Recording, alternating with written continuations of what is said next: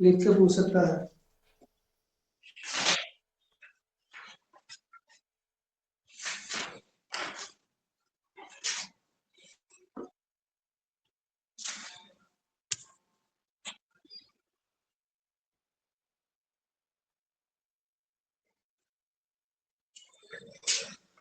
तो उसके बारे में क्या किस तरह की है आप लोगों की?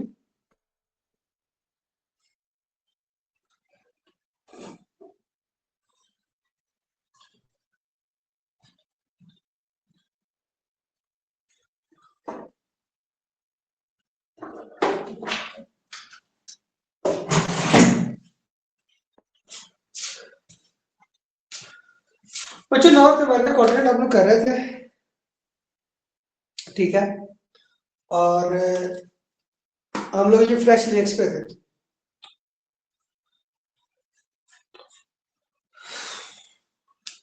जो कुछ मैं आपको पेपर अटेम्प्टिंग टेक्निक्स बता देता हूँ, वो अपने माइंड में रखिएगा। आपका याद रखो 100 मार्क्स का पेपर है ना, 100 मार्क्स का। तो आपने पीपीएससी की बात कर रहा हूँ, बाकी पीपीएससी की बात कर रहा हूँ। आपने कभी भी 100 के 100 अटेम्प्ट नहीं करते।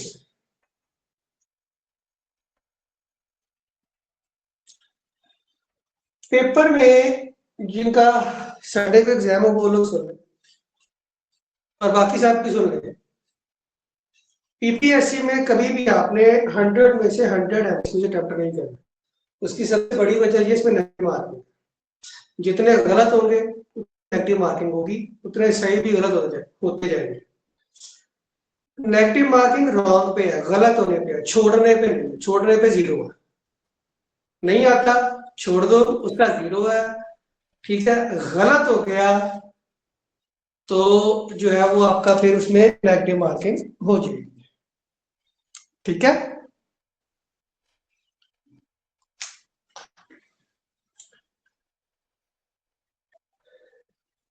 स्क्रीन तो बच्चे सुबह से ही खराब है मुझे अपनी।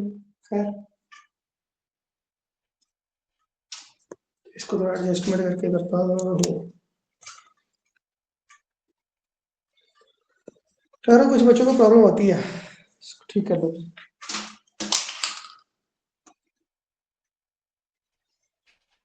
हाँ बोतल दे।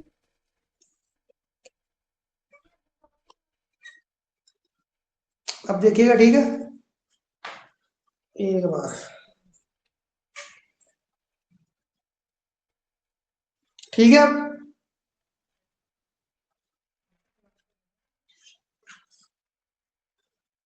अरे अच्छा, इसमें आपने कभी भी 100 में से 100 आंसर अटेम्प्ट नहीं करना, ठीक है। जब भी पेपर में आप लोगों ने जाना है, सबसे पहले पेपर को 2 दफा रीड करना। कितनी दफा? 2 दफा। फिर सबसे पहले वो एमसीक्यूज अटेम्प्ट करने हैं जो आपको 100% आते हैं। वो सरल करने, वो चाहे 2 है, 10 है, 20 है, 50 है, जितने मर्जी। जो 100% आते हैं वो सबसे पहले आप लोगों ने मार्क करते हैं। मार्क करने के बाद जो बाकी बचेंगे, फिर उन एमसीक्यूज की तरफ आना है जो आपको ये दिया कि 50-50 है, या ये होगा या ये होगा। जो 50-50 वाले उनकी तरफ आ गए, वो वाले करके करने के बाद आपने क्या करना है, फिर जो बिल्कुल भी नहीं आते ना, उन पे रिस्क नहीं लेना, ठीक है, उनको छोड़ देना। पेपर में एटलीस्ट 10 एमसीक्यूज ऐसे होते हैं जो आपको बिल्कुल भी नहीं आते, बिल्कुल नहीं आते। तो 100 में से आपने कोशिश करनी है कि एटलीस्ट 90 अटेम्प्ट करना, 90 अटेम्प्ट करना, ठीक है। ओके हो गया? इस सवाल से किसी कोई सवाल है तो पूछ ले, फिर लेक्चर पे आते हैं। जल्दी से पूछ लो।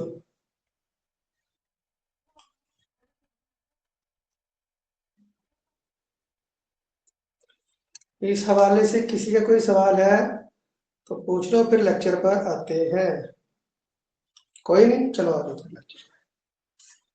बच्चों हम लोग कर रहे थे 5 फ्लैश लेक्स, ठीक है। 5 फ्रेश लेक्स।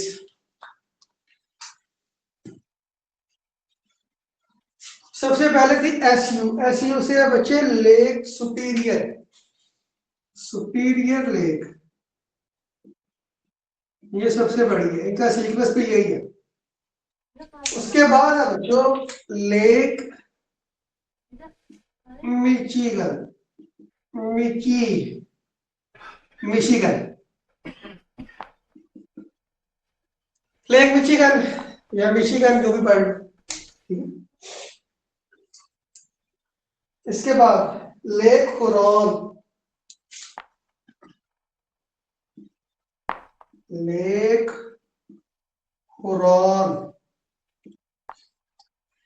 उसके बाद अगली है लेक आयरक, लेक आयरक, ये आयरन ही पढ़ते हैं, आयरन, लेक आयरन।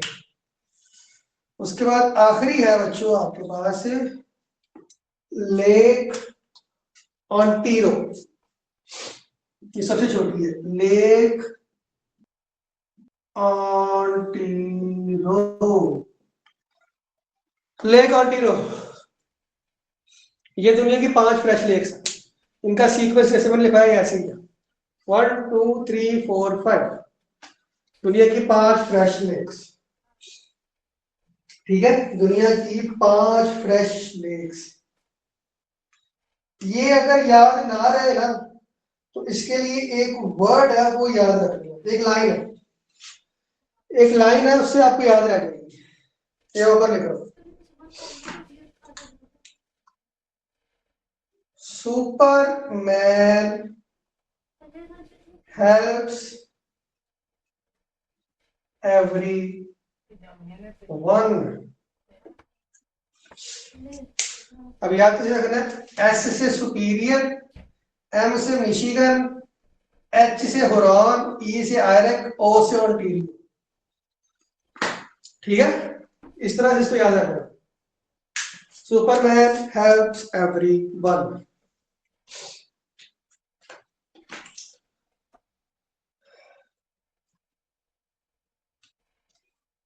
ओके,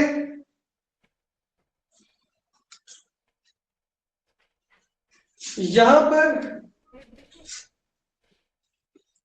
ये है आपके पास ग्रीनलैंड और ये है कनाडा का बॉर्डर, ग्रीनलैंड और कनाडा का बॉर्डर, इसके दरमियान में एक लाइन देख रहे हो ग्रीन वाली, ऐसे करके, यहां पे समुंदर है, ये समुंदर है थोड़ा सा, तो समुंदर से ये 2 जमीन अलग अलग हो गई, 2 जमीनें अलग अलग हो गई। जहां से समुंदर 2 जमीनों को अलग अलग करे ना, 2 लैंड्स को अलग अलग करे, उसको बोलते हैं स्ट्रेट, उसको मिटा रहा है, उसको बोलते हैं स्ट्रेट।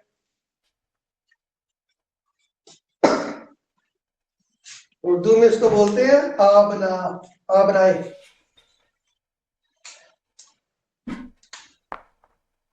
Straight, straight. ये वाली जो स्ट्रेट है इसका नाम है डेविस स्ट्रेट, इसका क्या नाम है जनाब, डेविस स्ट्रेट, डेविस स्ट्रेट।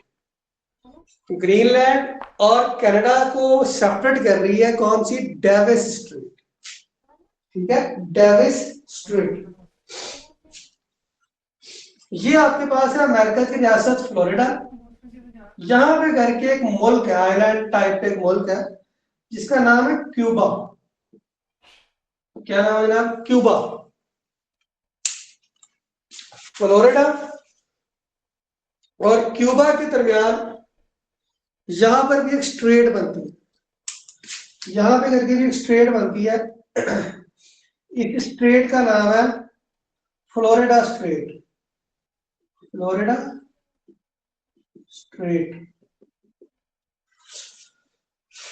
ये आपके पास है अमेरिका की रियासत अलास्का, अमेरिका की रियासत अलास्का, ठीक है, ये आपके पास क्या, अमेरिका की रियासत है अलास्का, यहां पर।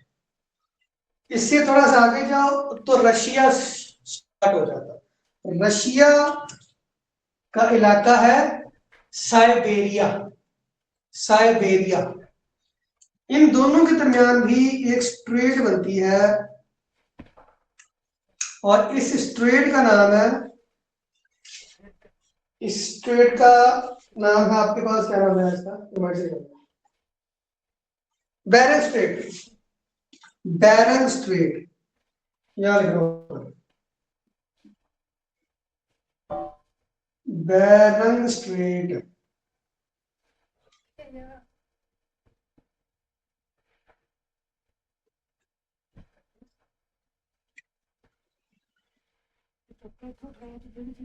बैरंग स्ट्रेट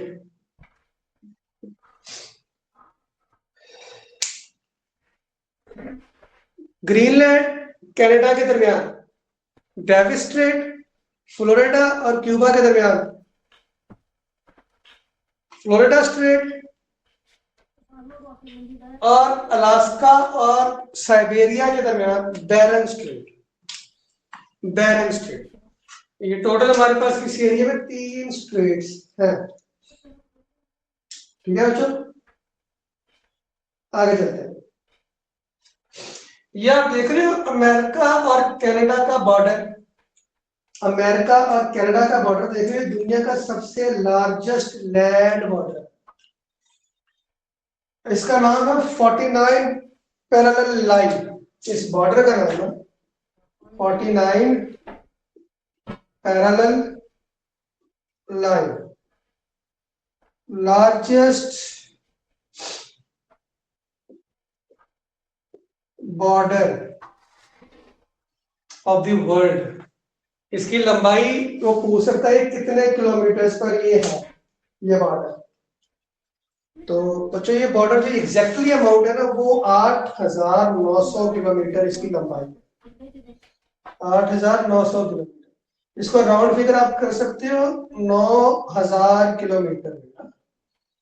तो 9,000 के आसपास की जो भी अमाउंट होगी वो लगा देना, ठीक है, 9,000 के आसपास की जो भी अमाउंट होगी वो लगा दीजिएगा पेपर में।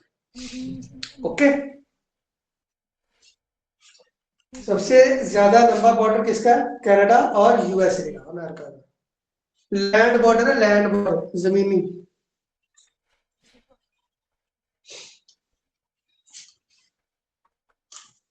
ये आपके पास एक यहां पर ना इधर करके एक बे बनती है, ऐसे करके एक बे बनती है यहाँ पे बच्चों। इसका नाम है हुडसन बे। ये दुनिया की दूसरी बड़ी बे, हुडसन बे, दुनिया की सेकंड लार्जेस्ट बे है, दुनिया की दूसरी बड़ी बे है हुडसन बे। ठीक है, दुनिया की दूसरी बड़ी बे है हुडसन।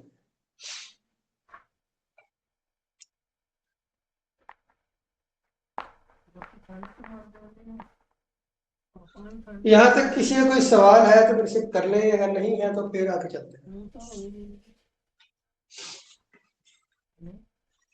जहां तक किसी का कोई सवाल है तो मेरे से कर ले, नहीं है तो फिर आगे चलते हैं। बे बता देता हूँ बे क्या है। इसको पहले इसका एक स्क्रीनशॉट ले लो, इसका एक स्क्रीनशॉट ले लो, मैं बे का बता देता हूँ, बता देता हूँ वो बे बाइट बाइट का कॉन्सेप्ट नहीं है आपको। इसका स्क्रीनशॉट लो, मैं बताता हूँ बे क्या है, बाइट क्या है, वो एक्सप्लेन कर देता हूँ, फिर समझ में आ जाएगा। ले लिया सर। ले लिया? Yes sir. ओके,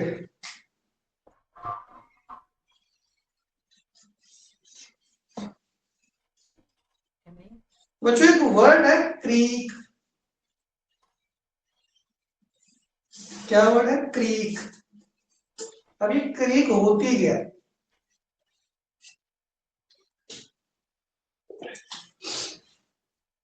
क्रीक, अभी क्रीक क्या है सुनो। ये एक लैंड, इस तरह की एक लैंड है, जमीन है। यहां से समुद्र का पानी इस जमीन में ऐसे आ रहा है, साथ लग रहा है ऐसे, समुद्र का पानी इसके साथ लगा है, ठीक है। बाकी 3 साइड पे क्या है, जमीन है, और ये इस तरह से है। आगे जाके ये क्रीक थोड़ी सी खुलती है, किस तरह से हो जाती है, ये इस तरह से थोड़ा सा इसका शेप आना शुरू हो जाता है।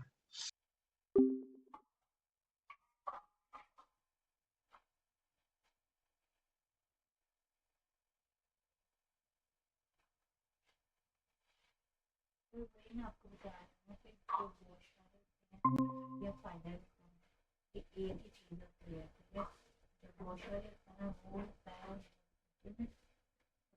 होता है कर सकते हैं,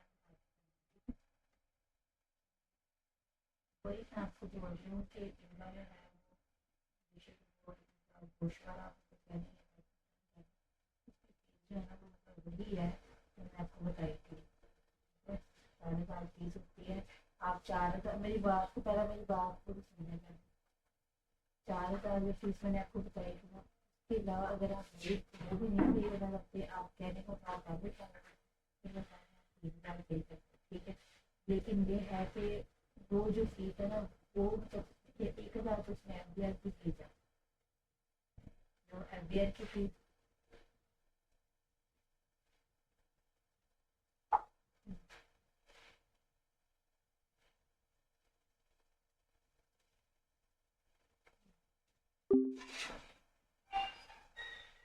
सर वो भी रिटर्न फाइल की डेट होती है ना, एक डेट जो थी वो 31 अक्टूबर की ना थी।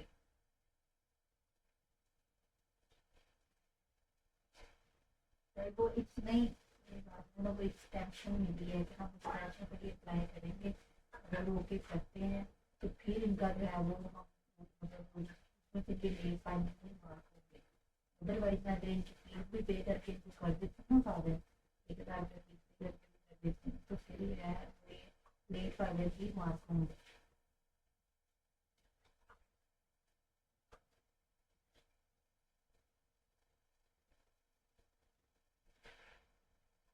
मेरी फाइनल जेह्ड़ा फाइनल से रिलेट फाइनल मुझे ना आप कंफ्यूज ना मुझे कंफ्यूज कर रहे हैं मेरी बात में। आपने मतलब जो रिटर्न फाइल करनी है वो नहीं फाइल करेंगे तो आप फाइल लगाए मुझे बताएं। हाँ तो फिर नॉन फाइल भी हो जाएगा तो मतलब ये कि दोबारा ही फाइल करना है।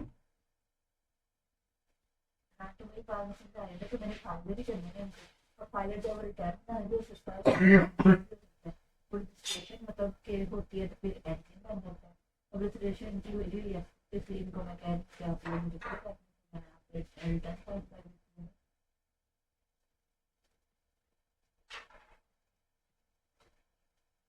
नहीं होगी सर होगी, फीस होती है सर फीस सर बात मैं आपको बता रही ना कि अगर अगर फीस ना आ रही ना, हाँ अगर इंस्पेक्शन होगी ना तो फिर उनकी फीस नहीं होगी, अगर इंस्पेक्शन मिल गई ना तो कितनी फीस होगी फिर FBR की फीस नहीं होगी तो फिर हमें वो डेट मिल जाएगी ना, कितनी होगी डेट आ रही है सही। तो अब मुझे बता दें मेरे पास नहीं भी है तो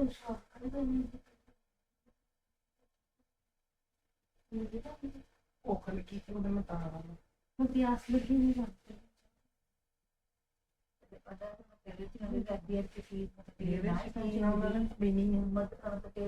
उसकी यही है कि मिल जाएगी ना मिल जाएगी तो फिर जो है वो बात है ठीक है। फिर 500 का मैंने क्या करना है मुझे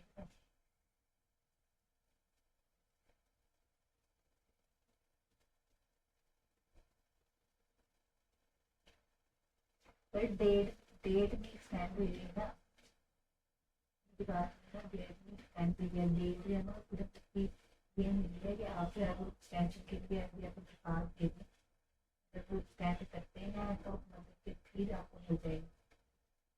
हाँ जी अगर वो हाँ जी अगर वो एक्सेप्ट होगी तो फिर मिलेगी एक्सटेंशन अदरवाइज नहीं मिलेगी वो भी डेट कल तक की है कि कल तक आप जो है एप्लीकेशन दे सकते हैं बस।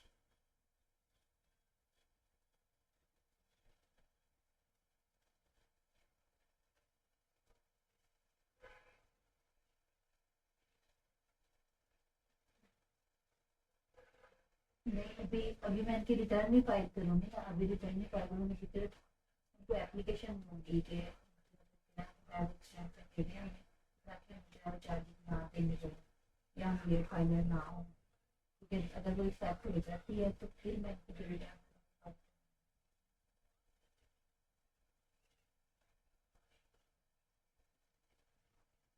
नोटिफिकेशन आ जाता है ना, 15 के बाद आएगा, 15 के बाद।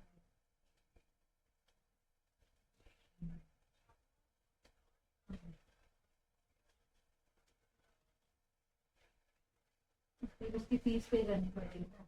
हाँ,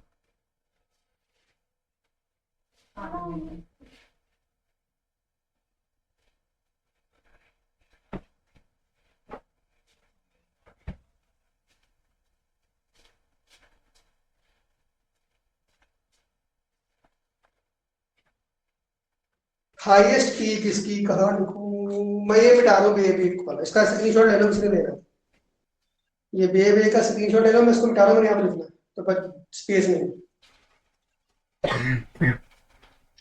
सर मेरी बात है, पहले मैंने आपको एक बात दिया कि आप ये ओके डन। Done sir. ठीक है, ठीक है, उनको भेज दूँ कि जगह तो 15 के बाद सेक्शन हो जाती है, तो आप मुझे डिटेल शॉप अगर नहीं होती तो फिर आप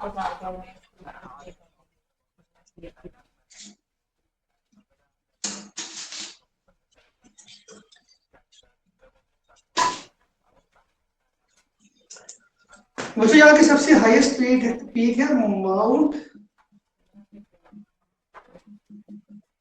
कैनले, इसका दूसरा नाम है दिनाली पीक, उसका दूसरा नाम है दिनाली पीक। फिर तो फायदा होना ही है ना, ये तकरीबन इसकी हाइट है 61-80 मीटर, 80 एक 90 है, कन्फर्म करना इसी के राउंड अबाउट, इसी 90 राउंड अबाउट, मगर 90 है शायद, 90 मीटर पे इसकी हाइट जो है इस माउंट मैकेले।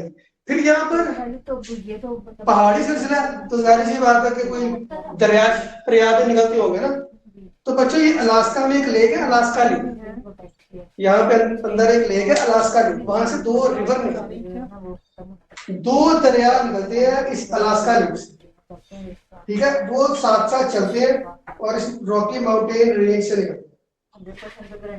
ओके, अच्छा भाई, इसमें से एक दरिया है आपके पास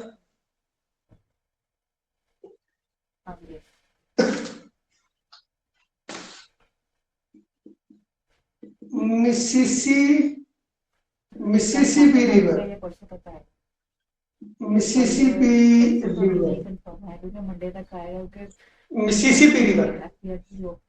मेरी एक बात याद रखना, ये माउंटेन रेंज है, ये अमेरिका है, इसके आगे पीछे समुद्र है सारा, यहाँ पर ये मैक्सिको है, इसके आगे पीछे सारा ऐसे समुद्र बना हुआ है। अभी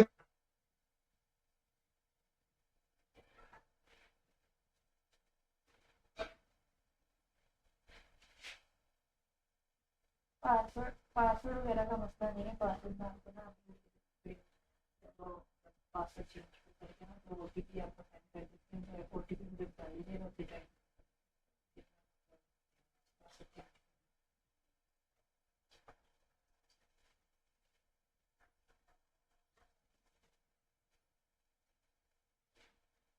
हाँ जी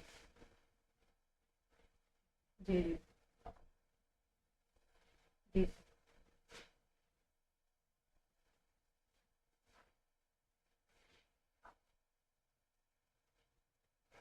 हाँ जी, वो अपने एम्प्लॉयर को पे कर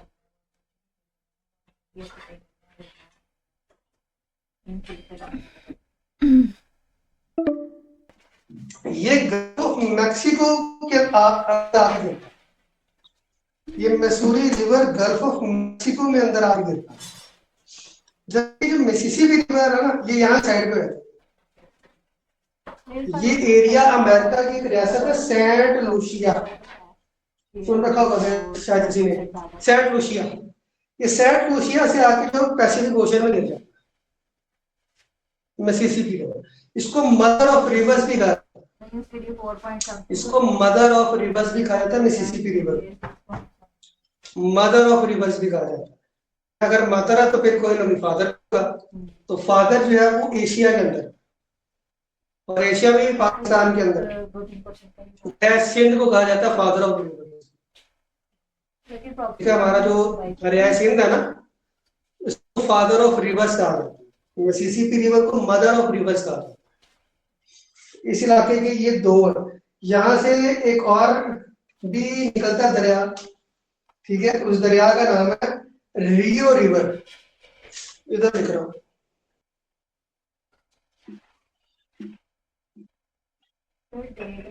रियो रिवर, छोटा सा दरिया, 61 किलोमीटर, 61 किलोमीटर है, ठीक है। 61 किलोमीटर का ये दरिया है। माउंट भी हो गए, रिवर्स भी हो गए। अब सिर्फ बने हैं कंट्रीज, कंट्रीज रहे जनाब सिर्फ, ठीक है। और इसके मुझे 2 लेक्चर्स और चाहिए इस रीजन के, ठीक है। इसमें से मैं आपको जो एक आधा तो करा ही देता हूँ, छोटा मैक्सिको कर देते हैं, बाकी बात की बात देखिए। मुझे मतलब 3,000 5,000 4,000 रुपये जितने मैंने बोला था मुझे दे देना। मैंने उनके साथ बच्चों मैक्सिको का देख ले, बिल्कुल छोटा सा कंट्री है, सवाल भी छोटा ही है, इसके ज्यादा कोई है नहीं। यहाँ पे एक वंडर है अजूबा, जिसे चिचन इट्जा कहते हैं। हेडिंग दे लें मैक्सिको, मैक्सिको। करेंसी इसकी है बच्चे पीसू, यहाँ पे भी पीसू चलता है। कैपिटल इसका अगर वो पूछेंगे तो मैक्सिको सिटी है, मैक्सिको के नाम पे ये मैक्सिको सिटी। उसके बाद यहाँ पर एक वंडर है अजूबा, जिसे कहा जाता है चिचन इट्जा। ये सवाल इम्पोर्टेंट है, चिचन इट्जा तो पूछे थे चिचन इट्जा किस कंट्री में, तो ये है मिसिसिपी रिवर। क्या सवाल था?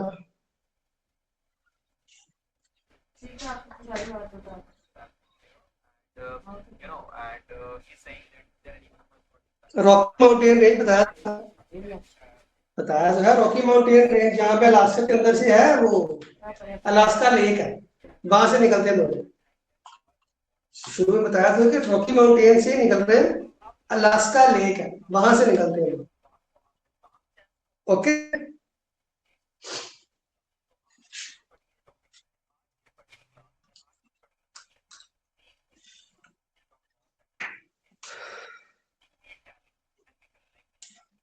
मैक्सिको का इतना ही है यहाँ पे। अच्छा, लास्ट में मैंने आप लोगों को एक चीज लिखवाई थी कि नॉर्थ अमेरिका को साउथ अमेरिका से जोड़ता है ये कंट्री, पनामा कंट्री ना, पनामा कंट्री जोड़ता भी है। जो जोड़ता कैसे है, ये जोड़ता भी है और 2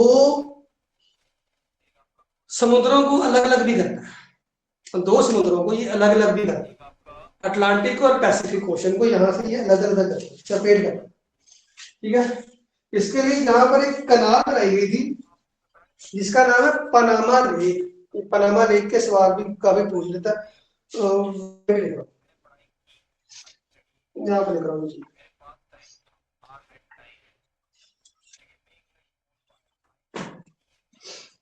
Panama lake, Panama, sorry Panama canal, lake बोल रहा हूँ, पनामा कनाल। बच्चों ये 1903 में बनना शुरू हुई थी स्टार्टिंग में, और ये खत्म हुई थी 1914 में मुकम्मल हुई थी। अब 1903 में बनना शुरू हुई पनामा कनाल, और ये खत्म कब हुई थी? 1914 में। इसकी लंबाई बार दफा वो पूछ लेते हैं तो 82 kilometre square, 82 kilometre square, 82 kilometre इसकी लंबाई है, लेंथ, ठीक है। और ये सेपरेट किसको कर रहा है? पैसिफिक, पैसिफिक ओशन को सेपरेट कर रहा है अटलांटिक से। 2 समुद्र को अलग कर रहा है और दो लैंड्स को आपस में कनेक्ट करता है। कि दो समुंदर को सेपरेट करती है ये कैनाल, दो समुंदर को सेपरेट कर रही है, दो लैंड्स को आपस में कनेक्ट करती है, जोड़ती है। ये चीज याद रखिएगा। इस पनामा कैनाल का सवाल होता है कि शुरू कब हुई, खत्म कब हुई। दो लैंड्स को जोड़ती है और दो समुद्रों को सेपरेट करती है। चाल नहीं ओके, चाल नहीं पॉइंट क्लियर।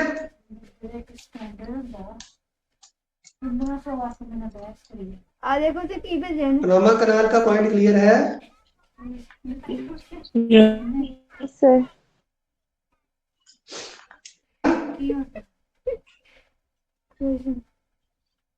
कोई सवाल यहाँ तक किसी का? Yes sir clear. सर इसकी करेंसी और कैपिटल पनामा का, क्या चीज? सर पनामा का करेंसी और कैपिटल।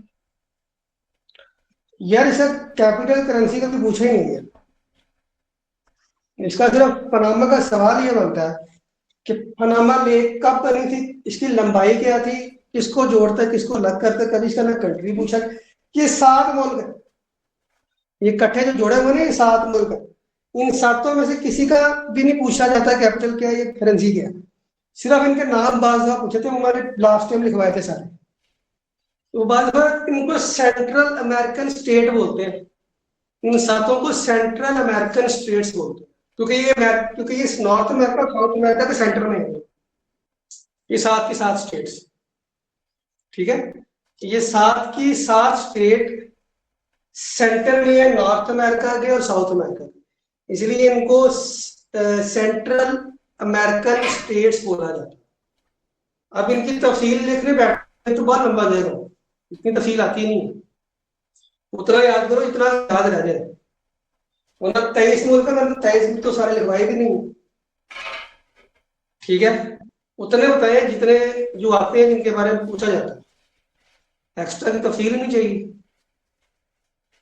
ओके, 2-3 मुल्क और मैं लिखवाऊंगा अगले लेक्चर में ना।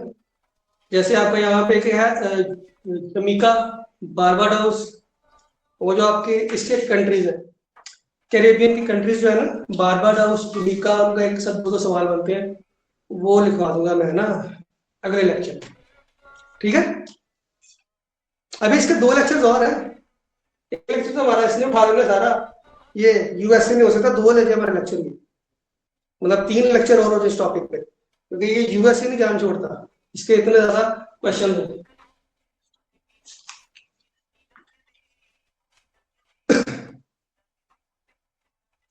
Okay, done. जी सर डन। चलो ठीक हो गया। कोई सवाल है किसी का?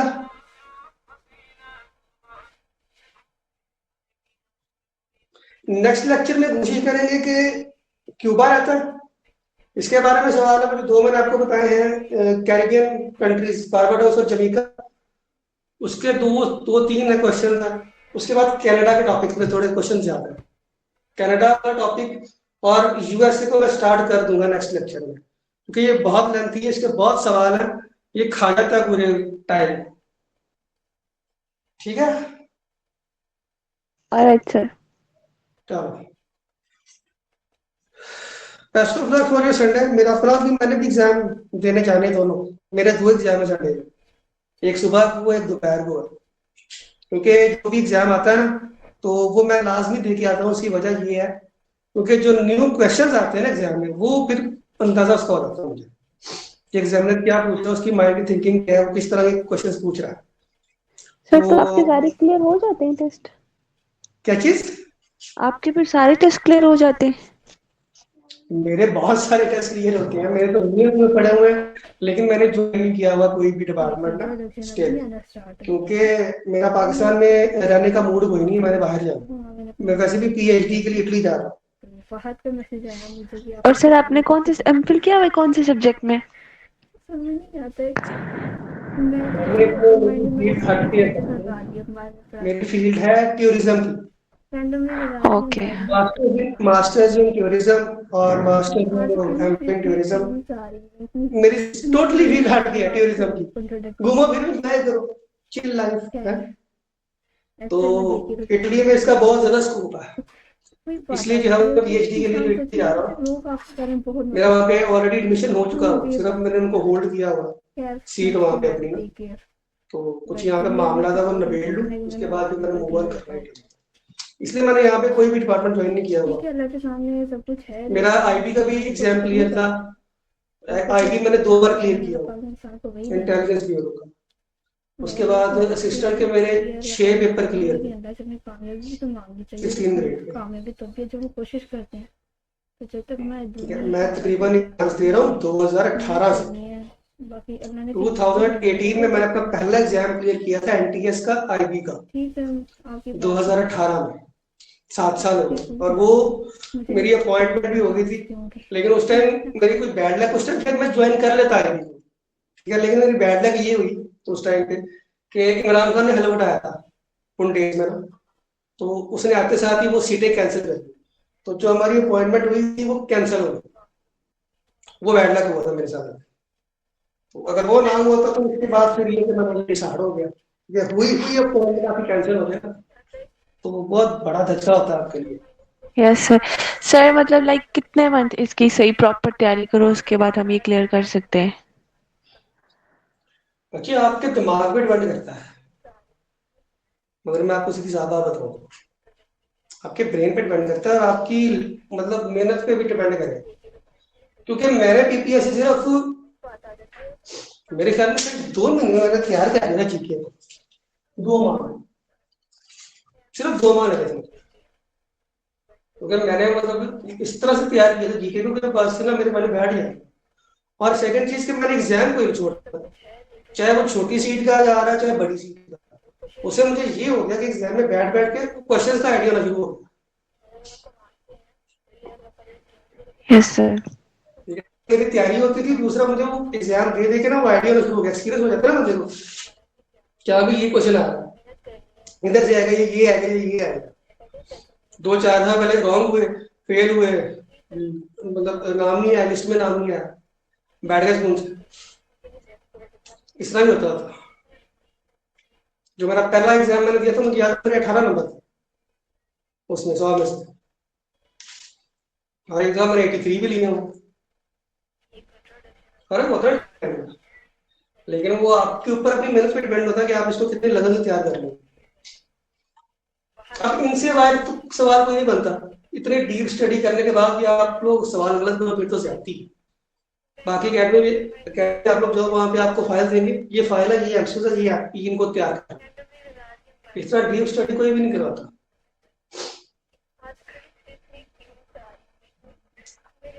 और कोई सवाल? कोई? No sir, thank you. Last month या 2 मंथ पहले शायद कौन सा था, असिस्टेंट का था, हाँ एलडीए का जो एग्जाम हुआ, एलडीए वाला एग्जाम मैंने दिया था, उसमें 32 क्वेश्चन करंट अफेयर के पूछ गया वो, 32 क्वेश्चंस करंट अफेयर के, और वो भी कौन से 2025 के, 2025 के वो 32 क्वेश्चन पूछ गया करंट अफेयर। बच्चे उड़ गए वहीं पे, बच्चा उड़ गया वहां पे सारा। फिर अब पास पर हुआ जो डेली न्यूज देखता है बार बार वो ठीक हो, मेरा अपना उड़ गया था वहीं से। बाज़ बार ऐसा भी होता है। तो सर एनडीए कौन सा डिपार्टमेंट है? क्या चीज? एनडीए कौन सा डिपार्टमेंट है जिसकी आप बात कर रहे हैं? एनटीए नहीं, एनटीएस, एनटीएस के थ्रू एग्जाम हुआ था ना, जैसे आपका ये है ना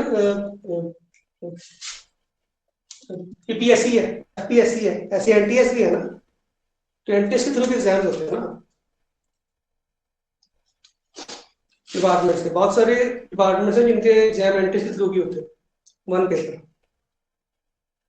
एलडीए है वो, एलडीए का डिपार्टमेंट है, एनटीए नहीं है।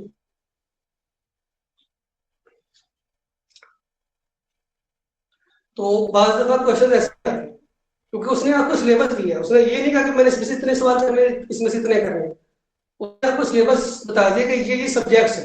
अब उसकी मर्जी वो 5 में से दे, वो 6 में से दे, वो सब में से दे। तो तैयारी हाथ से पहले रखनी पड़ती है। अब बच्चे क्या करते हैं, उसको सीरियस ही नहीं लेते, ठीक है। अब उसमें से 32 क्वेश्चंस, सारे का सारा पेपर ही वहीं पे निकल गया। बाकी सारा पेपर मुझे आता था, सिवाय वो 32 सवाल। क्योंकि मैं ना न्यूज देखता हूँ ना मैं अखबार पढ़ता हूँ, मेरे पास टाइम ही नहीं था।